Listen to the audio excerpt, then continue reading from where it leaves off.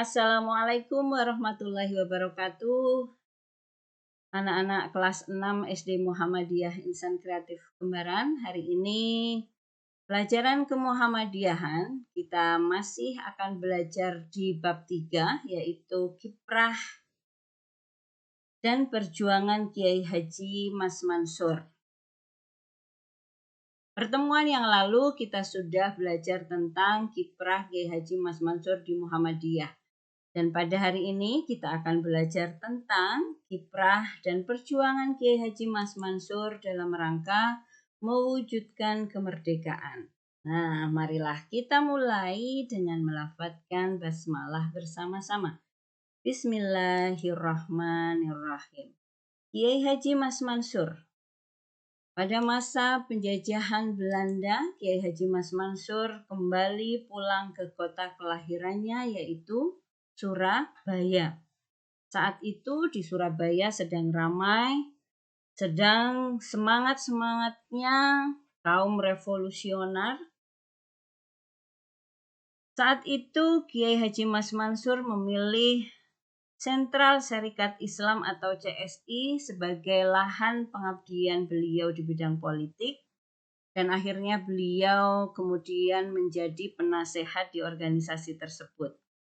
Kemudian pada tanggal 11 Juli 1924, Mas Mansur bergabung dengan Indonesia Studi Club atau ISC di Surabaya. ISC ini dibentuk bertujuan untuk membangun kaum terpelajar supaya mempunyai kesadaran yang tinggi tentang kewajiban terhadap masyarakat dan memperdalam pengetahuannya tentang politik. Kemudian pada tanggal 14 Desember 1938 berdiri Partai Islam Indonesia atau PII di Solo dan Mas Mansur menjadi salah satu anggotanya. Partai Islam Indonesia ini berdiri dilandasi adanya kesadaran berpolitik di kalangan umat Islam Indonesia dalam melihat perkembangan situasi sosial politik baik di dalam negeri maupun di luar negeri. Nah, kehadiran Partai Islam Indonesia ini setidaknya cukup melegakan sebagian umat Islam yang sudah sejak lama mendambakan adanya partai sendiri yang lebih kooperatif dan aspiratif. Partai Islam Indonesia kemudian berkembang dengan pesat ke seluruh penjuru tanah air dan perkembangan tersebut tidak terlepas dari peran Kiai Haji Mas Mansur yang saat itu beliau juga sudah menjadi pucuk pimpinan di Muhammadiyah. 6 bulan setelah PII berdiri, Mas Mansur menjadi salah satu tokoh yang mendirikan Gabungan Partai Indonesia. Saat itu Mas Mansur dan R. Wiwoho yang mewakili partai bersama-sama mendirikan Gabungan Partai Indonesia atau GAPI bersama kaum pergerakan kebangsaan di Jakarta tanggal 29 Mei 1939. Tujuan GAPI yaitu menuntut Indonesia berparlemen. PII memberikan dukungan penuh terhadap tuntutan GAPI berdasarkan prinsip musyawarah.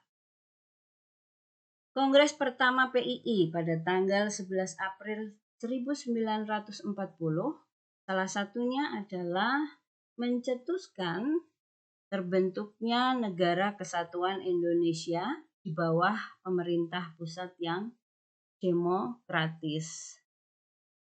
Jadi ada beberapa program yang dicetuskan dalam Kongres PII pertama. Ada agama, kemudian ekonomi, sosial, perpajakan, pendidikan, kehakiman, dan lain sebagainya. Kemudian pada bulan September 1940, Kiai Haji Mas Mansur mewakili Majelis Islam A'la Indonesia atau MIAI dalam Dewan Pimpinan Majelis Rakyat Indonesia.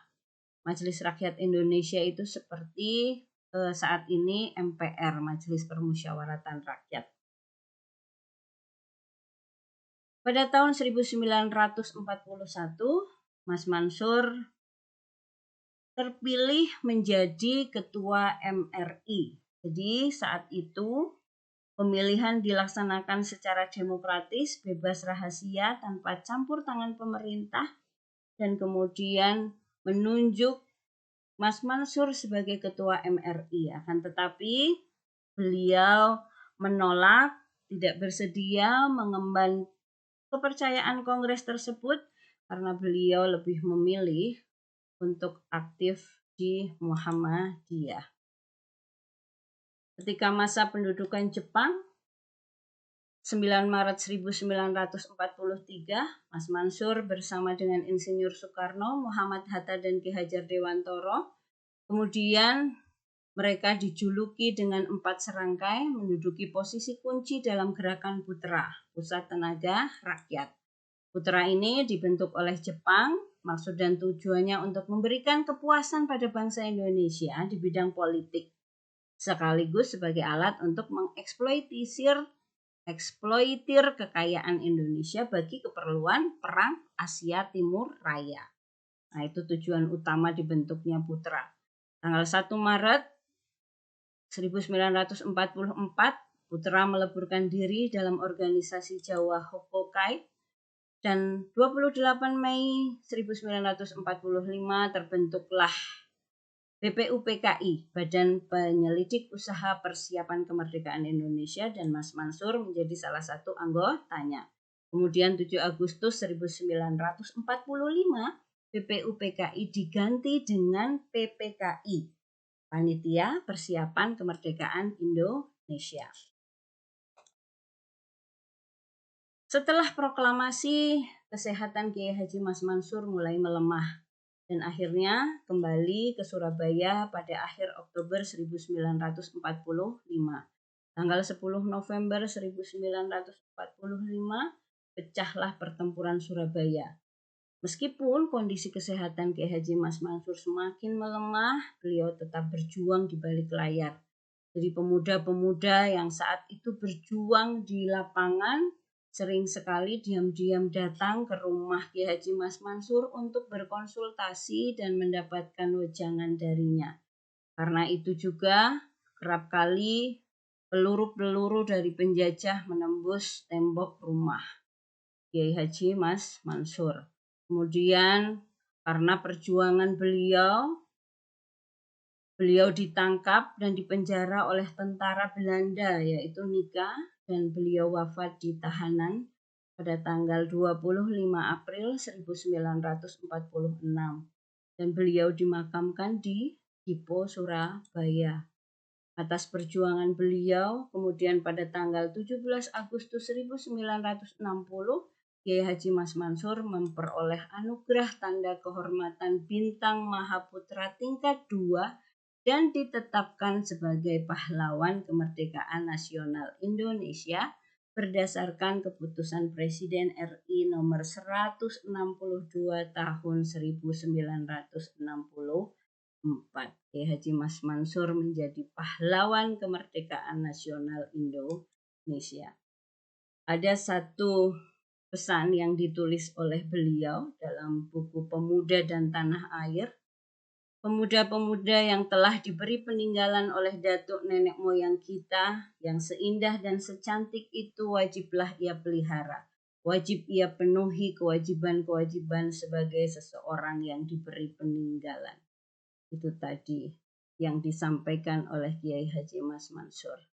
Baiklah anak-anakku semuanya, pelajaran tentang Kiai Haji Mas Mansur kita akhiri dengan melafadzkan hamdalah bersama-sama. Alhamdulillahirabbil alamin. Terima kasih. Nun wal qalami wa ma yasturun. Wassalamualaikum warahmatullahi wabarakatuh.